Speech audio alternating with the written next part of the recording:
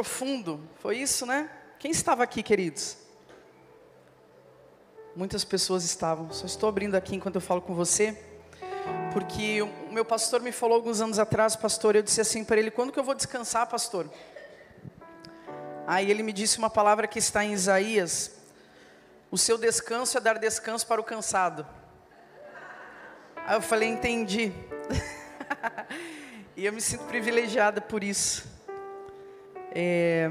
Estou abrindo aqui a palavra porque eu passei a tarde pensando aqui, a semana também, o que o Senhor tinha para compartilhar nesse tempo com a igreja. Nós temos falado tantas coisas por onde temos ido, mas para cada lugar o Senhor tem algo específico que aquela igreja está vivendo. E eu tento entender da parte de Deus o que o Senhor quer para esse tempo, para cada lugar aonde o Senhor me proporciona estar. Então vamos orar mais uma vez, querido, só para entregar essa palavra ao Senhor. Pai, obrigado a Deus por esse tempo na tua casa, junto com os meus irmãos. Obrigado pela vida da pastora G, obrigado pela vida de todos do ministério, do pastor.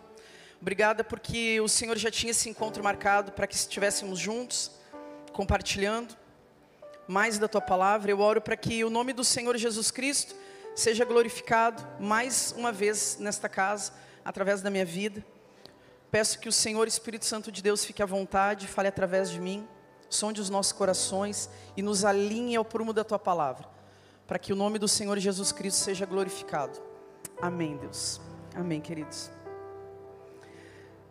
Quero compartilhar algo com vocês aqui, queridos, que o Senhor tem construído algumas coisas no meu coração. Durante alguns anos eu tenho tentado discernir, principalmente a respeito de algo que Deus ama, que é a família. E que nós sabemos que é alvo, né? Satanás está focado para destruir a família. Você não acha? Mas você está focado em preservar a sua. Isso eu tenho certeza, não é?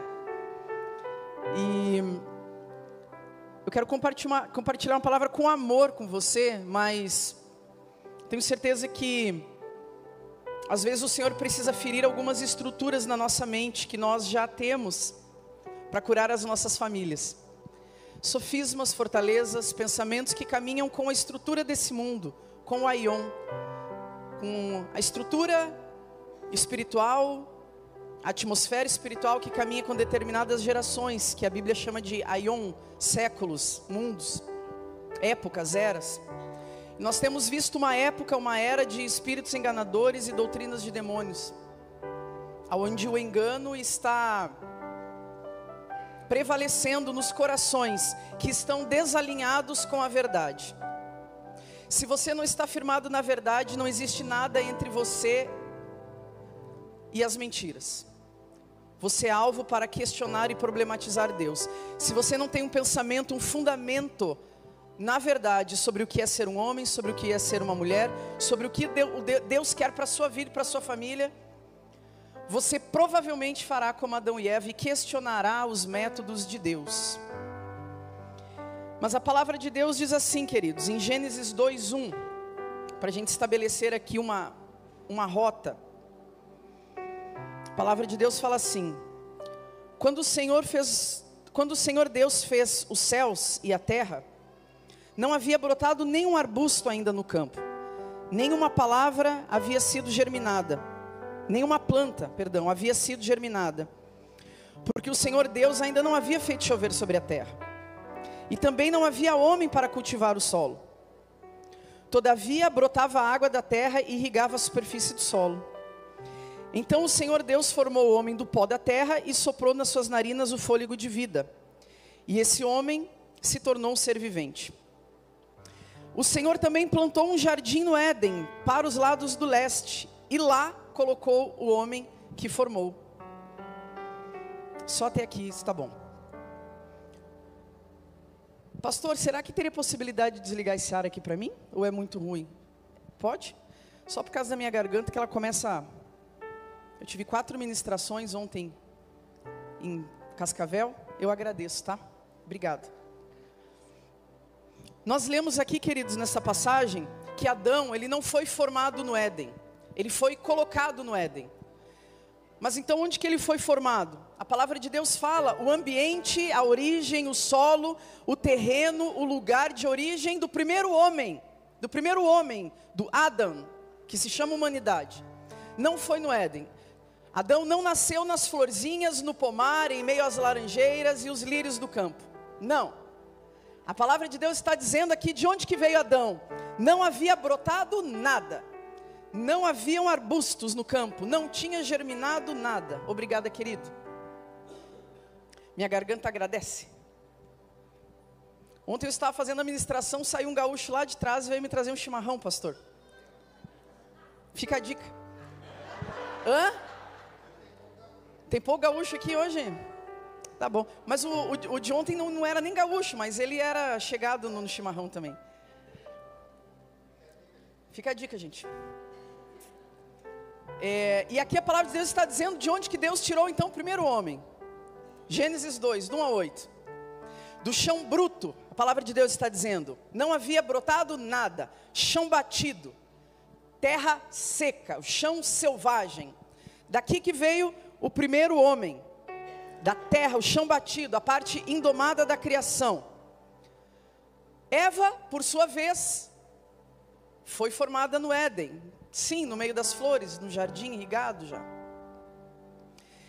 E a partir daquele momento, em determinado momento, posteriormente, o Senhor olha para Adão e diz, mas não é bom que este homem esteja só. E a palavra de Deus fala que quando o Senhor viu que não era bom que o homem estivesse só, nesse momento Deus não formou Eva, ainda. Porque a palavra diz que Deus observou que o homem estava só, e a partir dali mandou então o homem para o mundo da época, a selva, cultuar, povoar, administrar, explorar, liderar, conhecer o seu habitat. Não fez Eva, não criou Eva naquele momento. Mas a palavra diz que Deus mandou Adão dar nome aos animais, vai para a selva, vai para o mundo, vai para a cultura, vai dominar, vai governar, vai se desenvolver, meu filho. Nós vamos falar sobre família, sobre sexualidade, e todas as respostas elas estão em Gênesis, queridos. A cosmovisão sexual cristã, de criação, queda, redenção e consumação está em Gênesis, não está em outro lugar. Também está em outro lugar da Bíblia, mas está em Gênesis. E aqui é a criação de todas as coisas. O Senhor manda então o primeiro homem para a selva, sem nenhuma mulher por perto, sem formar, sem criar, sem trazer a primeira mulher, para que o Pai, Deus, e o Filho, Adão, estivessem um tempo a sós. Mas a palavra de Deus não fala quanto tempo ficaram pai e filho, não é mesmo? A palavra de Deus diz que foi um tempo de qualidade.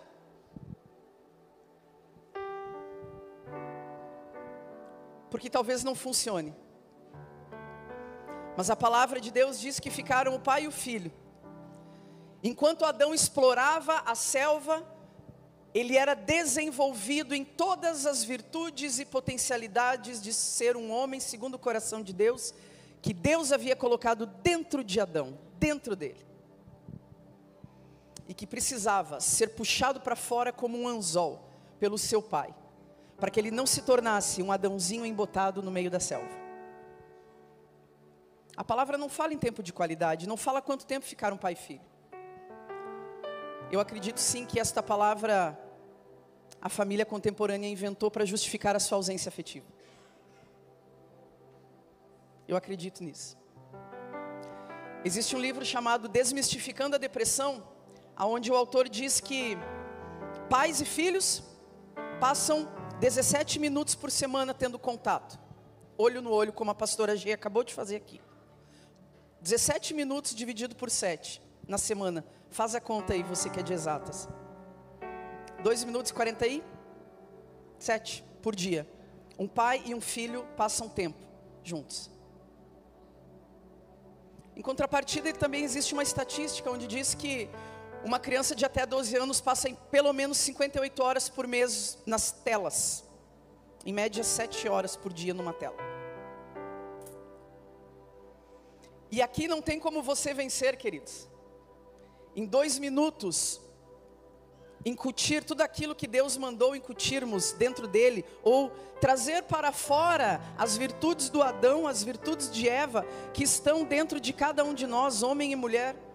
Trazer para fora como um anzol, puxar, desenvolver, se apropriar de uma identidade que todos nós nascemos com, mas nem todos nós desenvolvemos. Infelizmente, alguns de nós estão atrofiados e embotados nas suas potencialidades de homem e de mulher.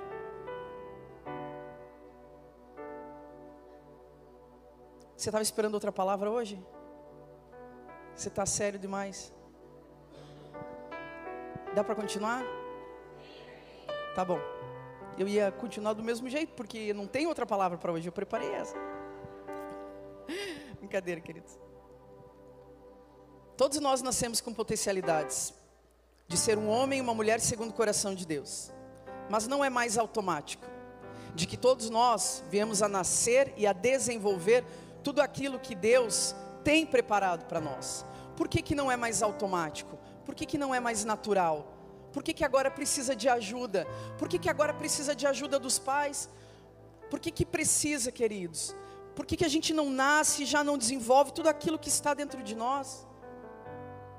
Porque existe algo chamado natureza pecaminosa. E talvez ela esteja embotando, ofuscando e oprimindo a nossa verdadeira identidade. E a gente não consegue descobrir sozinho. E aí sim a gente precisa da ajuda dos pais. A gente precisa da ajuda da igreja. A gente precisa de recursos, e nós temos recursos, temos muito. Temos livros, temos cursos, temos seminários, temos eventos, temos palavra todo domingo nos direcionando ao prumo da verdade, para que tudo aquilo que talvez esteja oprimido na sua verdadeira natureza de homem ou de mulher, tudo aquilo que talvez esteja embotado, de alguma forma atrofiado, ofuscado pelo pecado, pela sua natureza pecaminosa, ou talvez por coisas que aconteceram na sua vida, venham ter esses poços desentulhados aqui, e você seja liberado. Você seja liberado para viver a sua verdadeira identidade. Você seja liberado para dominar, para governar, para conquistar.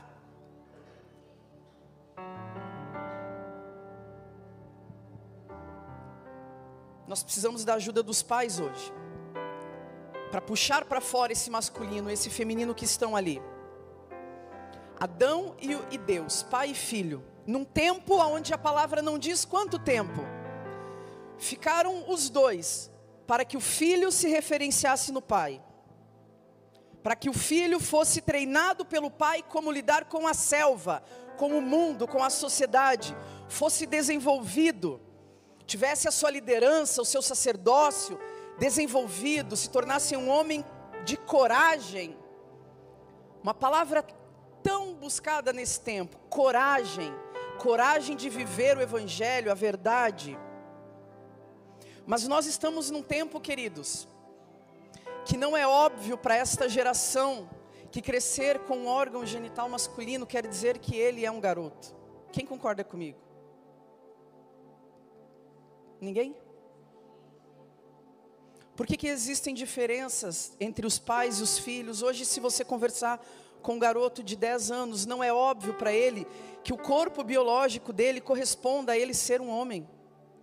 Porque ele está sendo doutrinado 24 horas por dia, 7 dias por semana, por essas estruturas de engano e sofismas de demônios que estão presentes nessa atmosfera chamada Aion, de que ele não precisa ser aquilo que Deus imprimiu sobre o corpo dele, não é isso? De que não é um decreto a sua biologia. E estas palavras, isso se chama metacomunicação, isso está sendo repetido em músicas, em séries, em filmes, em novelas, em universidades, 24 horas por dia. É o ar que nós inalamos o tempo todo, de uma estrutura de engano, de sofismas de demônios. E o Senhor Jesus responde para os discípulos em Mateus 24. A primeira frase que o Senhor Jesus Cristo diz quando foi questionado: quando é que a gente vai discernir o final dos tempos? E o Senhor Jesus Cristo olha e fala: cuide que ninguém te engane, porque a primeira coisa que vão fazer é querer seduzir você com doutrinas de demônios. Cuide para você não ser enganado, doutrinado, alienado. Cuide para que ninguém vos seduza, disse o Senhor Jesus. Primeira frase. Porque o Senhor sabia que viriam tempos e épocas, que é como a palavra se refere a essa estrutura que nós estamos vendo agora, de aion, que eu falo que é uma palavra no grego que se refere a mundo. O Senhor Jesus sabia que viria um tempo aonde nós questionaríamos muito mais Deus, aonde nós questionaríamos muito mais a verdade, aonde nós faríamos da igreja e da palavra um shopping center, aonde nós vamos e pegamos aquilo que nos interessa e aquilo que nós concordamos, e o resto nós descartamos. Descartamos aquilo que não cabe no nosso intelecto, aquilo que nós não queremos nos alinhar na palavra de Deus, nós problematizamos. Mas a palavra de Deus, ela não é um shopping center, queridos, onde você passeia com o carrinho e pega aquilo que conforta ou entra de acordo com o que eu e o que você pensa. Porque se tem alguém que está enganado com relação a alguma coisa, não é Deus, mas somos nós.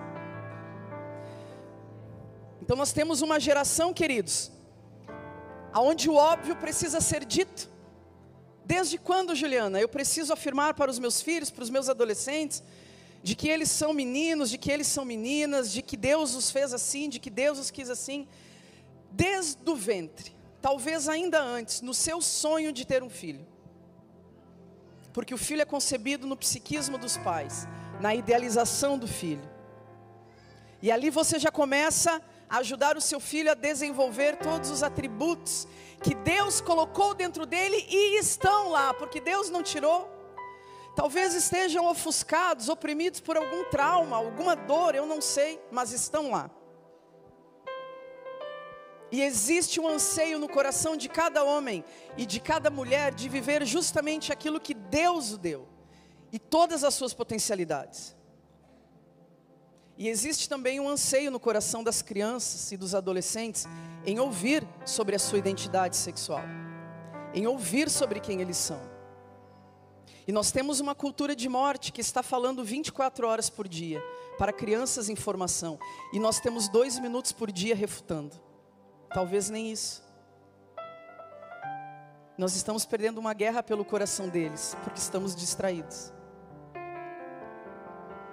E a palavra de Deus fala em Malaquias que o Senhor enviaria o espírito de Elias, enviaria Elias para converter primeiro o coração dos pais aos filhos e depois dos filhos aos pais. O coração dos pais está voltado para o mundo, ele não está voltado para os de dentro. E o coração dos filhos está somente replicando o modelo, também está voltado para as coisas do mundo, não está voltado para as coisas de dentro. E talvez esse tempo seja um tempo de trabalhar menos, ganhar menos e viajar menos, para ter uma família muito mais próxima do coração de Deus. Talvez seja realmente o tempo de ter menos viagens e menos trabalho, e mais rolar na grama com seu filho e permitir que ele sinta o seu cheiro, como Deus permitiu que Adão ficasse com ele a sós. Por quanto tempo? Nós não sabemos. Construindo uma identidade, construindo princípios, construindo estruturas de um homem que quando chegasse a sua esposa, a sua família, ele saberia o seu lugar, a sua posição no reino, na sociedade e dentro da família. Ele já estava pronto. Mas nós não temos visto isso, queridos.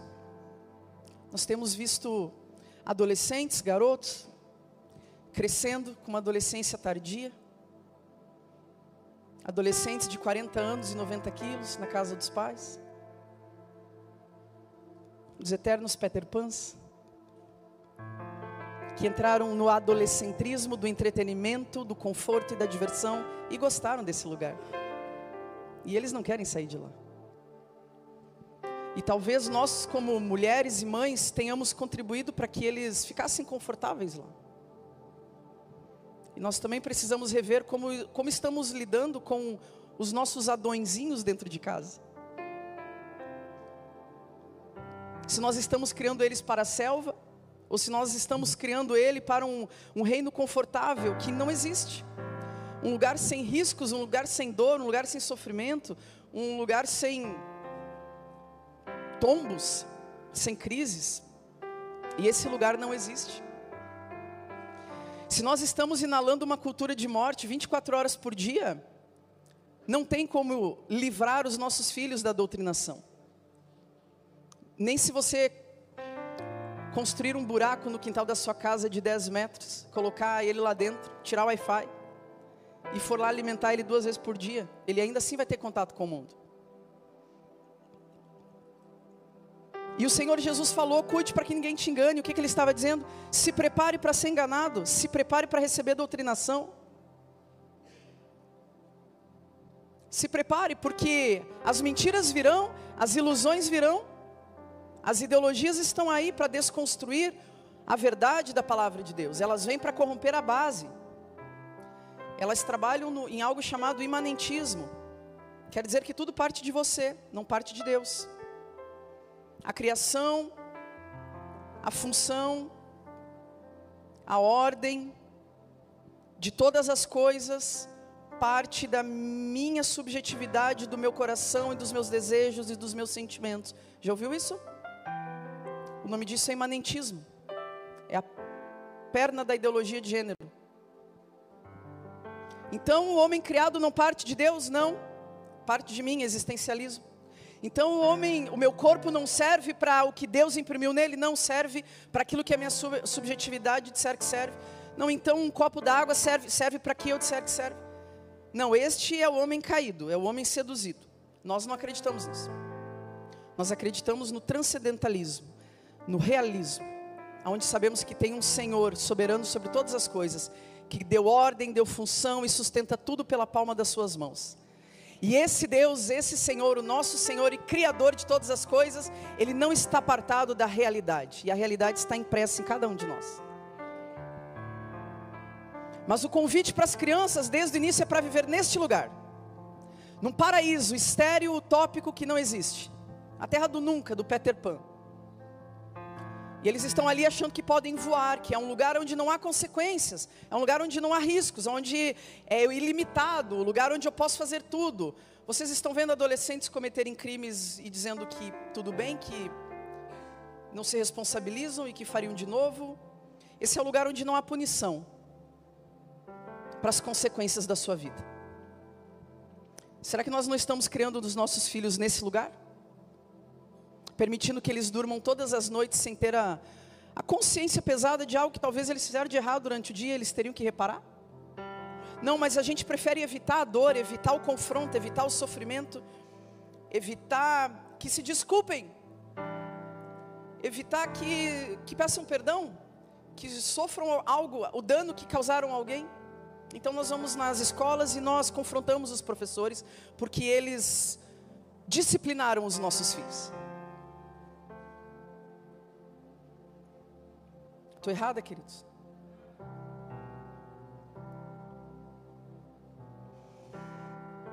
E aqui eles estão crescendo, realmente entendendo que o ilimitado é o mundo deles. E é interessante que nesse mundo convidativo de viver de entretenimento e conforto, Peter Pan não estava sozinho, ele tinha uma companheirinha chamada Wendy, vocês lembram? Aquela bichinha pequenininha assim, mosquitinho que ficava brincando, não era essa? Não, era menininha. Aquela era Sininho, né? E quem que era Wendy? Era alguém que estava ali para livrar Peter Pan de todas as suas responsabilidades e adiar o crescimento dele. E ela também era uma criança. Será que nós, como mães, queridos, nós também não temos essa imaturidade de achar que é possível criar um filho dentro de uma bolha? E temos removido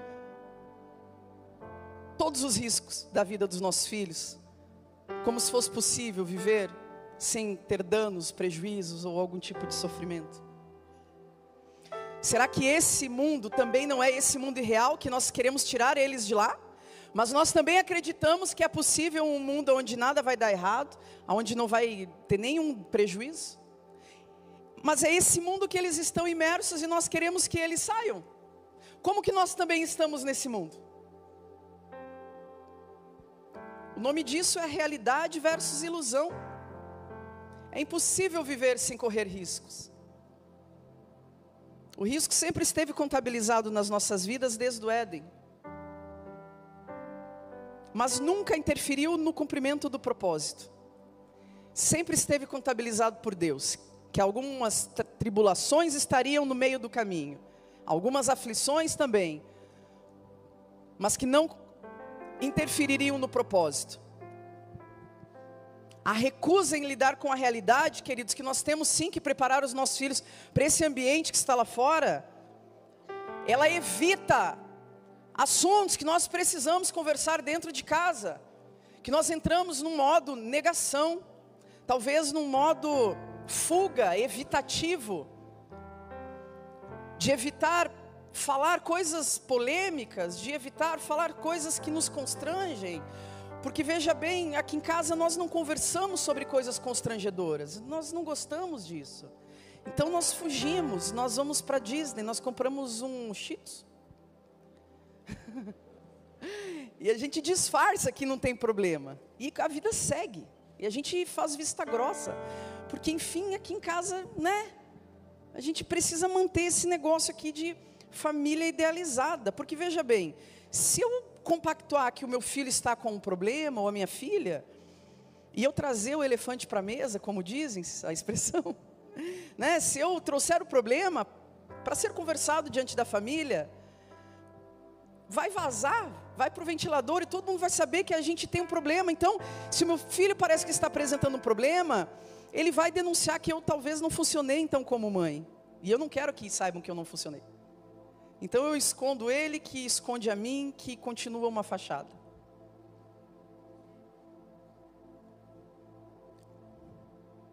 Porque ele acaba denunciando uma família que na verdade não existe, que é a tal da família funcional. Porque família funcional não é aquela que não tem problema, mas é aquela que conversa sobre os problemas, só isso. Só isso, queridos. Ela não deixa de ter problema, mas ela tem uma técnica chamada bumerangue. Já ouviu? Meu filho, você vai para a selva, você vai aparecer leão na sua frente, vai aparecer urso, que nem Adão. Você vai andar pelos mares, você vai nas universidades, você vai conviver com amigos que já estão debaixo de doutrinação, você vai no mundo inteiro e você volta. E quando você voltar, você fala para mim tudo que você achou estranho, que você tem curiosidade, que você não concorda, que você tem dúvida. Porque aqui em casa não tem nada do que a gente não fale. A maior parte dos problemas das famílias hoje em dia que passam por crise de identidade sexual com seus filhos, não é a sexualidade dos seus filhos, é a falta de comunicação.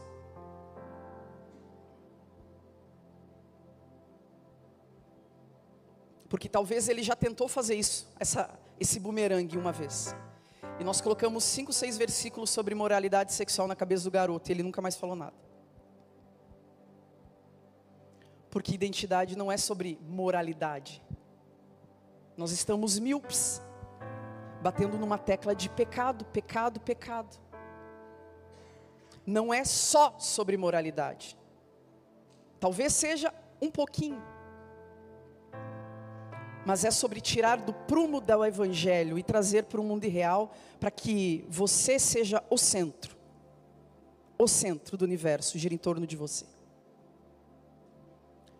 Estive ontem no seminário em Cascavel, onde falei 4 vezes sobre a epidemia trans. Estou preparando um curso sobre isso. Aí eu pedi para não filmarem, para não gravar, porque não quero que vá para a internet, quero ser útil para a igreja. Dá para entender a diferença, né? E eu consegui mapear, pastora, 9 pilares desse movimento. Porque quando você vai para a internet, você só tem uma ideologia afirmativa e você precisa engolir. E eu não acredito que seja assim. A palavra de Deus, ela tem resposta para todas as coisas. Mas existem aqueles que, como os discípulos, vão até o fundo do mar com o Senhor Jesus, né? E aí tem experiências que aqueles que ficam à margem não têm. E aí eles andam sobre as águas e eles veem Jesus parar o vento, repreender o mar, e voltam para a margem alimentar aqueles que só querem uma dica para sair de um grande problema. Por que eu estou falando isso, queridos? Porque a palavra de Deus, ela tem resposta para todos os nossos conflitos. Nenhum pegou Deus de surpresa. O Senhor, a palavra de Deus, o Evangelho, ele tem respostas para todos esses problemas contemporâneos. Viver debaixo de uma falsa identidade não é novo para o Senhor. Jacó no ventre da sua mãe falou: opa, volta meu irmão Esaú, porque eu não vou querer ser o segundo. Eu vou passar a vida inteira correndo atrás de ser alguém que eu não sou, que é você. Não foi isso? Jacó, o cara com o maior problema de identidade da Bíblia, já estava lá, viveu até os 97 anos, debaixo de uma falsa identidade, fingindo ser o número 1. Por que não era tão bom ser o número 2? Mas muitas vezes nós precisamos cavocar um pouco mais, ir um pouco mais a fundo, porque os tesouros e as respostas estão lá. Para quem vai com Jesus até lá, no fundo do mar, e consegue ter experiências e trazer para o Senhor, trazer para compartilhar. Por que eu estou falando isso, queridos? Porque nós temos também uma geração de pais vivendo aqui na ilusão de que coisas complexas vão se reduzir a uma dica nos stories. Trabalho com pais há 8 anos. Ontem falei 4 palestras. Chegou no final, estava indo embora, não me lembrava mais nem meu nome, de tanto que eu falei. Parou uma mãe no corredor e começou a chorar. Como que eu faço para... Eu falei: senhora, eu acabei de falar por 8 horas. A senhora não viu? Onde é que a senhora estava? Não, mas veja bem, eu já falei. Os tempos são urgentes, queridos. E nós estamos distraídos. O Senhor Jesus está às portas, como disse o pastor. A gente não sabe a hora. E eu acredito que nós estamos nas últimas horas. Nós vivemos de Adão até Abraão 2000 anos, de Abraão até Jesus 2000 anos, de Jesus até hoje 2000 anos. A criação foi feita em 7 dias. Isso não é simbólico, isso é profético. O 7 é o número da perfeição, é o número do fechamento de ciclos, é o número da consumação. Nós estamos na tarde do 6º dia. O Senhor Jesus está às portas. O Senhor Jesus está às portas. E talvez nunca houve um tempo onde o Senhor esperasse tanto dos seus profetas. Tanto, que nós buscássemos por palavra de profecia, de sabedoria, de discernimento de espíritos. Porque nós estamos acuados. Na igreja, muitas vezes, em casa, não conseguimos olhar no olho do nosso adolescente de 12 anos. Juliana, ele não fala comigo, mas é você a autoridade sobre o seu lar. Deus te deu essa posição. Quem foi que te tirou desse lugar? Quem foi que te removeu do lugar de autoridade que Deus te deu? Talvez foi justamente entender que um filho está com problema. E aí você olha para o seu filho e fala: se ele não deu certo é porque eu não sou uma boa autoridade, então eu saio desse lugar. E eu entro numa democracia familiar, onde agora eu sou amigo do meu filho. E ele continua desejoso por referência, por autoridade, por uma voz em meio às trevas, por alguém que continue lhe dando direção. Mas aonde que nós estamos se nós saímos desse lugar? E aí eles vão para os seus amigos de 13 anos perguntar se eles continuam se chamando Maria ou se mudam para João. Porque a nossa voz está calada, silenciada. Mas não é essa igreja que o Senhor Jesus vem buscar não, queridos. Porque quando o mal grita lá fora, o Senhor procura libertadores, o Senhor procura profetas, para que profetizem sobre o vale de ossos secos, profetizem vida, chamem a responsabilidade para si, chamem a coragem para si, como o Senhor fez com Adão. Você chegou primeiro, você é o homem da casa, você lidera. Eu tinha preparado uma palavra para falar aqui, nem me lembro mais, pastora. Engatei a quinta aqui agora e estou indo. E os pastores também não me falaram quanto tempo eu tinha, então lascou para você. Como é que é, pastor? É um chá aqui para mim, gente. Olha que delícia. Vou tomar um gole desse negócio aqui. É gostoso.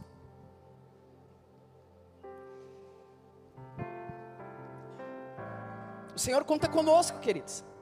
Esses dias eu recebi um direct de uma senhora, Juliana, está aqui o WhatsApp da minha filha, ela está com problema.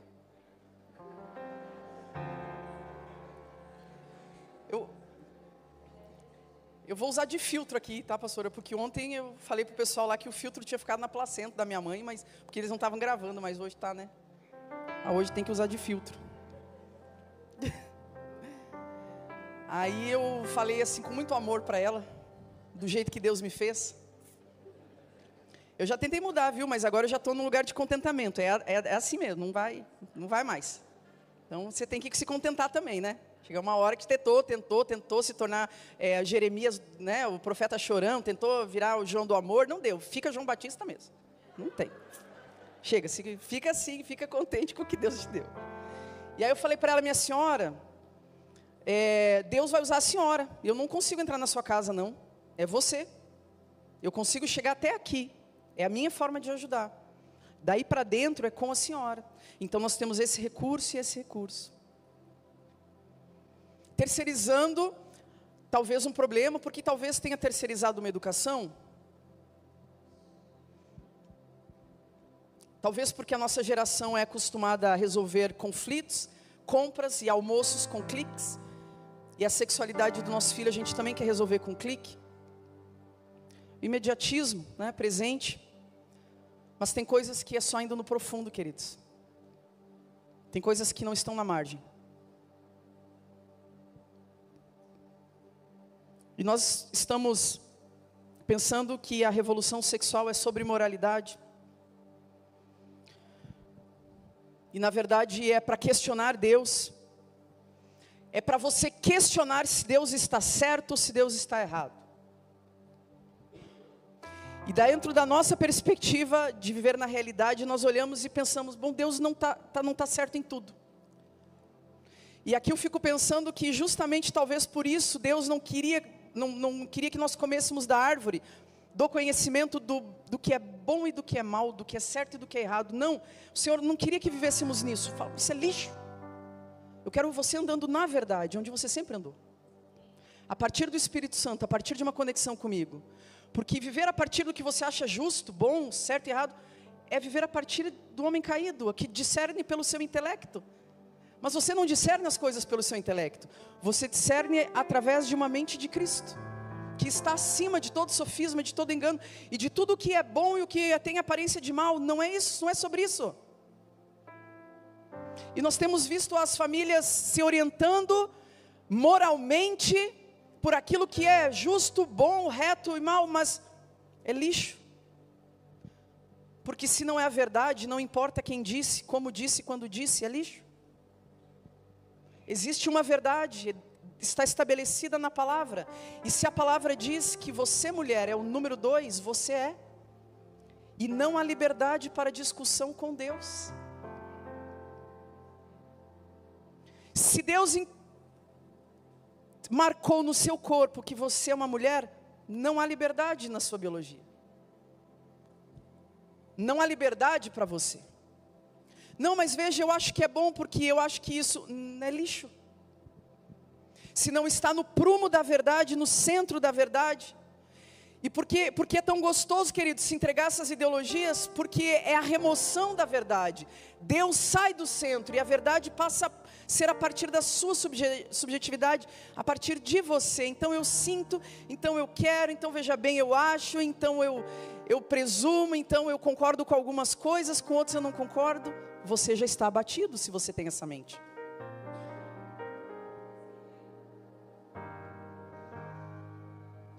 Então talvez nós precisemos de uma reforma. Eu acredito muito, pastor, que a sociedade está um caos, porque as famílias estão um caos. E eu acredito muito que a reconstrução da família passa pela reconstrução do homem. Que nós estamos chamando de opressor, mas não é, talvez estejam sendo omissor. Omissor. E o quanto de contribuição nós mulheres estamos tendo. Talvez nos colocando em lugares que não são nossos. Tendo casamentos fraternais. Aonde você continua sendo a mãe do seu esposo.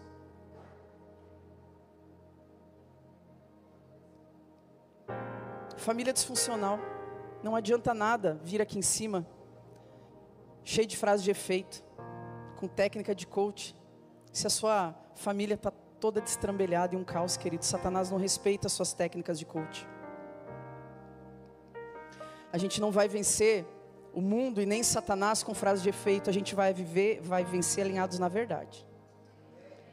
Porque a verdade de Deus é um lugar onde Satanás não alcança. Nem na sua vida, nem na sua família, nem na sua casa.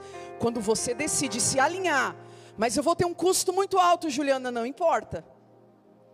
Porque a palavra de Deus diz que o Senhor honra aqueles que honram a Ele e despreza aqueles que desprezam a Ele.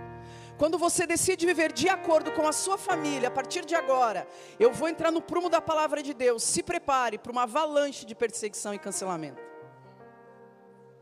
Principalmente com quem está do seu lado e não quer se alinhar à palavra de Deus. E vai começar a ficar incomodado com você que entendeu que o seu lugar nesse momento é na sua família e não é no mundo. Não é buscando o seu melhor lugar de trabalho. Mas Juliana, vejam bem os meus amigos, as minhas amigas, não importa. Deus me falou, eu entendi e eu vou cumprir. Porque é através da obediência que se cumpre propósitos. E foi obediente até a morte, morte de cruz. Morte é o propósito. A morte foi o propósito. E a obediência dentro da sua casa, dentro da sua família, de viver os princípios da palavra e do reino de Deus, vão levar você a viver em lugares que nem a sua fé alcança, queridos. Mas você, por obediência, decidiu no seu coração, não se corromper com o mundo, não se corromper com imoralidades, não se corromper com pornografia, não se corromper com papéis trocados no casamento. Não. Você decidiu.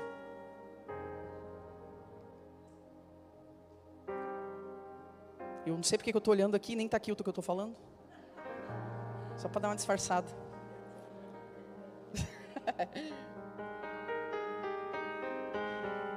Eu não estou brava não, viu gente? Eu falo assim. Às vezes eu falo com mais amor. Mas você está recebendo em amor? Amém. Deus é bom, né? Quer dizer que Deus, se Deus está disciplinando eu e você de alguma forma, é porque Ele nos ama, não é bom saber disso? Que Deus só disciplina quem ama, não é? É bom sentir amado assim, né? Então a negação do evangelho, queridos, é a negação da verdade, porque evangelho e verdade caminham juntos. Realidade, verdade e evangelho caminham juntos.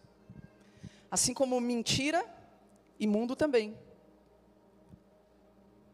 A realidade faz parte de viver dentro do evangelho. E o Senhor tem nos chamado para esse lugar, lugar do transcendente. Porque nesse lugar aqui, esse é o homem de Romanos 9, que vai falar assim para Deus: todavia, quem é você, Deus? Na verdade é o contrário, diz assim: todavia, quem é você, homem, para questionar Deus? E aí ele fala: acaso aquilo que é criado pode questionar o seu Criador, dizendo: por que você me fez assim? Não é esse tempo, queridos? Por que você me fez assim? Por que você me colocou nessa família? Por que eu sou um homem? Por que eu sou uma mulher? Por que eu tenho esse status? Por que eu tenho essa condição? E a palavra diz: quem que é você para estar questionando Deus? E quando nós aceitamos entrar nesse lugar de questionamento, nós estamos sempre dizendo que o errado não somos nós na parte do negócio, mas é Deus, que ou está retendo ou está atrasando. Não é a nossa parte do negócio. E foi justamente o que Adão e Eva fizeram, aceitaram questionar Deus. E ali eles abriram o seu coração para receber o quê? Espíritos enganadores, doutrinas de demônios.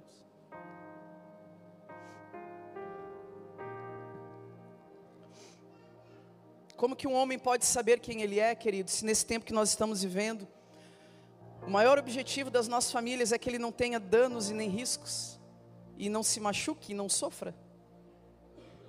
Não foi esse o propósito de Deus com Adão e nem com Jesus? Como que os garotos vão descobrir quem eles são? Existem 3 coisas cravadas no coração de cada homem, impressos pelo próprio Deus, que está em Adão e que está também em Jesus. Na história, na Gênesis, na origem. E que todo homem vai correr a vida inteira atrás para viver isso, mesmo que seja de uma forma distorcida e de uma forma errada. A primeira delas é ser o líder, é ser aquele que chega primeiro. Por isso que eu li essa passagem de Gênesis 2. Eu cheguei primeiro, eu exploro, eu vejo se não há perigo para minha família, eu lidero, eu faço a exploração do lugar, eu sou o que chega antes. A primeira coisa, os homens têm isso, de serem os pioneiros. A segunda, dar a sua vida por uma grande causa, uma grande aventura, um grande nome, algo que faça com que ele acorde de manhã e saiba para que ele existe. Para que eu nasci? Eu nasci para isso, disse o Senhor Jesus para Herodes. Herodes perguntou, Pilatos ou Herodes? Deixa eu ler aqui. João 1, Pilatos. Tu és rei? Diz Pilatos para o Senhor Jesus. João 18. Tu és rei? E o Senhor Jesus falou, dizes acertadamente, foi para isso que eu nasci. Eu sei para que eu nasci, eu sei por que eu acordo todos os dias, eu sei por que eu faço o que eu faço, e eu sei porque eu estou correndo pelo meu propósito. Eu nasci para isso. Os adolescentes estão fazendo a mesma coisa, mas por causas humanas, aonde Deus não é o fundamento. Estão dando a sua vida por causas, por movimentos ideológicos. Por quê? Porque existe um anseio no coração deles em dar a sua vida para algo que faça sentido para eles. E não acordar de manhã, a mãe coloca embaixo do braço e leva para todos os lugares passear. Não, queridos, o garoto não cresceu para viver embotado, atrofiado. Não. Libera o seu garoto. Libera o seu homem, libera o seu menino. Esses dias uma moça me perguntou no direct, Juliana, eu tenho um filho de 8 anos, destrói toda a casa. Bato? A pergunta dela foi essa. Eu falei, sim, tem uma casa arrumada e um filho embotado. Dá para entender? O que eu disse para ela? Deixa o garoto ser garoto. Deixa o garoto subir na casa, subir nas paredes. Deixa o garoto desenvolver aí, explorar a testosterona dele. Deixa o garoto explorar a selvinha dele. Os garotos são mais agitados que as meninas mesmo. Do contrário, embote o seu filho, repreenda. Já viu? Aquelas mães que chegam em frente a você. Psst, cala a boca, menino, fica quieto. Psst. Aí eu disse para ela, faça isso então e tenha uma casa arrumada. E crie um garoto atrofiado. Para ter uma casa limpa. Agora eu estou brava. Você entende? O garoto, queridos, o corpo do homem é para fora. O homem não foi criado para ficar introspectivo, acuado, embotado, não. O nosso corpo, mulheres, ele é para dentro. Nós somos introspectivas, emocionais, queremos ideia o tempo inteiro, etc. O homem não, queridos. Tudo do homem é para fora, inclusive o seu corpo. Ele não nasceu para ficar debaixo das asas da mãe. Mas eles estão com 40 anos e 90 quilos com um cordão umbilical conectado à mãezinha.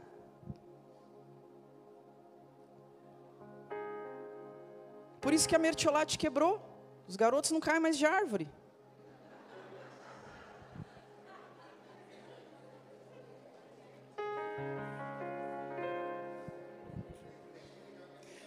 Hã?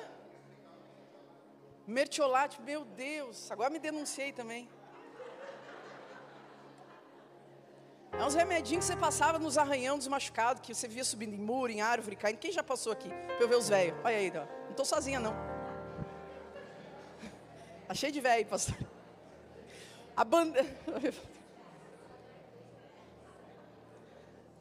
A crescente hoje é nos ortopedistas, porque eles estão assim, ó. Né? O garoto não é criado para ser embotado. E a terceira coisa, o primeiro desejo de liderar está dentro de todo homem. Desejo de ser o primeiro, desejo desesperado por uma causa, o número 2. Foi para isso que eu nasci, disse Jesus, para ser rei, ele estava dizendo. Foi para isso que eu nasci, para isso que eu vim ao mundo, para testemunhar da verdade. E eu vou pagar o preço para fazer isso que eu fui chamado para fazer. Os adolescentes estão engajados em causas sociais. Não foi Cazuza quem disse, ideologia, eu quero uma para viver? O que ele estava dizendo? Eu preciso de um sentido para a minha vida. Eu sou um homem, eu preciso dar sentido para a minha existência. Mas ele estava pedindo uma ideologia, uma ideia humana. É lixo, queridos. Nós temos um nome, nós temos um homem, nós temos uma causa, nós temos um evangelho, nós temos a palavra, nós temos um reino. Mas nós estamos oferecendo isso de que forma para os nossos? Talvez é porque o nosso coração esteja apontado para fora. E aí o Senhor disse, enviarei o espírito de Elias para converter o coração dos pais aos filhos. O espírito de Elias é o que veio depois, com João Batista, 400 anos depois. A palavra de Deus diz que o anjo Gabriel falava para Zacarias, te darei um filho, e ele será de motivo de alegria, e ele converterá o coração dos pais aos filhos, e dos rebeldes a sabedoria dos justos. João Batista veio com o espírito de Elias, o espírito do arrependimento. Se arrependa, você está virado para fora, se volte para os seus, para aquilo que importa, para aquilo que é importante. Um espírito de arrependimento, querido. Pare de se distrair com o mundo, queridos. Pare de se distrair com o mundo. E terceiro aqui, eu já vou encerrar. Uma mulher para salvar da selva. Todo homem tem esse desejo. Mas Juliana, veja bem, eu estou com um problema na área da minha sexualidade. Eu sei, você está buscando salvar qualquer outra coisa. Talvez a si mesmo. Mas existe um desejo dentro de todo homem de salvar e de proteger. O problema é que nós estamos indo para a selva, estamos encontrando os Adões embaixo de um pé de bananeira jogando videogame. Essa aí passou do filtro, irmão. Essa aí não consegui escapulir, não. Tem a misericórdia da minha mãe, que tem que me ouvir o dia inteiro e ainda me ouviu aqui, né? Achou que ia ouvir a pastora G, acabou. Né, mãe? Por quê? Porque ser líder, se desenvolver, explorar o mundo, ter uma grande causa, se eu não tenho com quem compartilhar, qual é o sentido das coisas?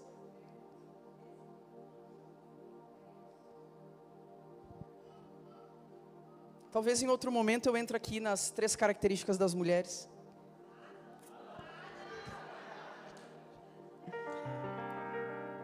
Fica para a próxima.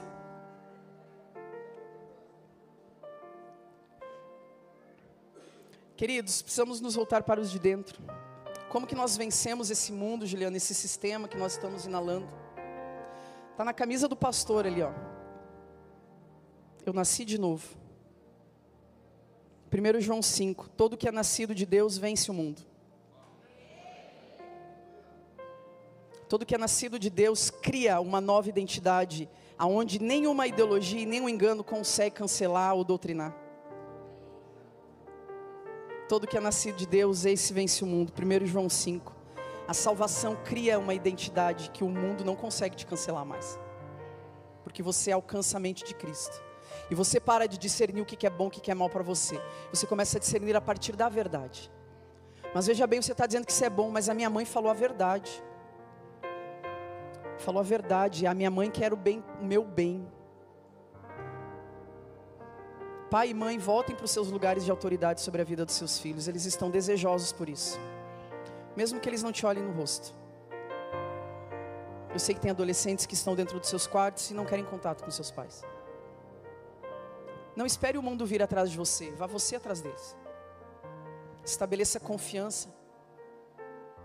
Vá aos poucos, não seja invasivo. Adolescente não gosta de falar das suas questões. Seja gentil, escute. Esqueça o sermão da montanha cada vez que você vai falar com seu filho. Desça ao nível de imaturidade que ele está vivendo. Desça ao nível de confusão emocional que talvez ele esteja vivendo hoje. Você não tem dúvida sobre quem ele é, mas ele está em dúvida sobre quem ele é hoje. E você não vai vencer ele numa queda de braço. Quem vence aqui não é você, é Satanás. Tudo que Satanás quer é você e o seu filho competindo para ver quem está certo e quem está errado. Mas não tem ninguém ganhando aqui. Muito pelo contrário. Porque quanto mais força e mais pressão você colocar, mais você amplifica a transgressão dele para o mundo. E mais no outro canto acuado e se sentindo culpado você fica como pai. Não, queridos, a sabedoria de Deus é um lugar onde Satanás não alcança. Eu vou conquistar o coração do meu filho como Deus fez comigo. Foi até as trevas, até lá onde eu estava, me resgatou e me transportou para o reino do seu Filho amado, a saber, Cristo Jesus. Agora isso é da noite para o dia? Talvez não. Você vai desistir? Nunca. Deus não desistiu de nós, queridos. Deus sempre foi atrás. Adão, venha. Venha, venha. Eu sei que você não está mais conectado comigo. Onde você está? Você não está mais conectado na verdade. Então agora você está vendo o seu jeito. Mas venha, não fique escondido, envergonhado. Muitos adolescentes não se aproximam dos seus pais porque sabem que são os filhos que não estão dando orgulho para os seus pais. Vai, diga que você o ama, que você não vai abandoná-lo, que você está aqui para ele, que ele pode contar com você, que você quer ajudá-lo. Comece a estabelecer confiança, vínculo, conexão. Nós estamos perdendo uma guerra de coração, porque estamos distraídos. Tem mais 1 minuto só, pastora? Tem?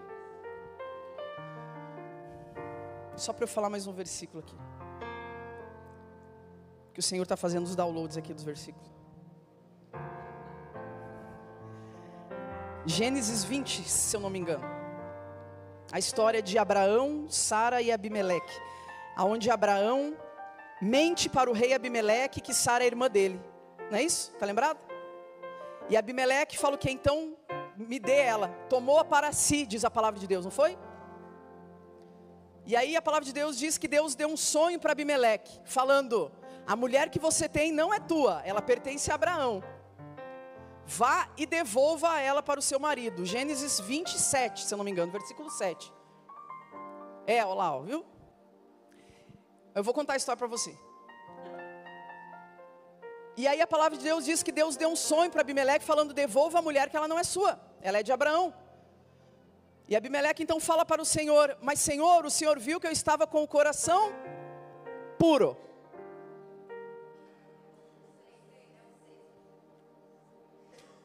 Abimeleque, um rei, falou para Deus: o Senhor viu que eu fiz de coração puro. E Deus fala para Abimeleque: sim, eu sei que você estava de coração puro, por isso que eu não permiti que você tocasse nela. Agora vá e devolva a esposa de Abraão. Eu quero terminar com isso aqui. Como está o nosso coração diante de Deus? Porque olha só o que o Senhor fala: se você não devolver, esteja certo que você... Tem uma versão que diz assim: e tudo que é seu morrerá.